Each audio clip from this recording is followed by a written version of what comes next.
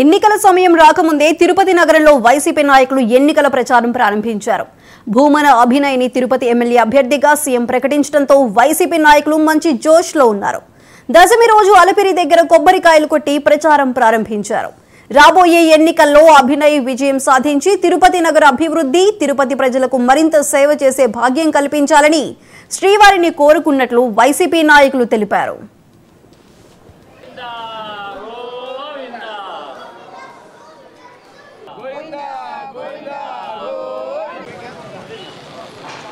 తమ ముఖ్యమంత్రి శ్రీ వైఎస్ జగన్మోహన్ రెడ్డి గారు అధికారికంగా తిరుపతి నియోజక అభ్యర్థిగా యువ నాయకులు ప్రియతమ భూమన అభినయ్ గారిని ప్రకటించడం జరిగింది.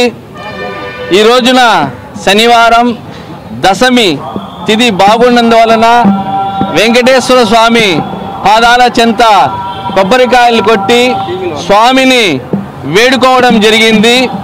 ఈ తిరుపతి ప్రజలకు సేవ చేసుకునే భాగ్యాన్ని, ఈ తిరుపతి నగరాన్ని అభివృద్ధి దిశగా మరింత వేగంగా తీసుకోపోవడానికి కావాల్సినటువంటి శక్తిని ప్రసాదించమని అఖిలాండ కోటి బ్రహ్మాండ నాయకుడైన శ్రీ వెంకటేశ్వర స్వామిని మొక్కుకోవడం జరిగింది. ఖచ్చితంగా వారు మా భూమన అభినయ్ గారి యొక్క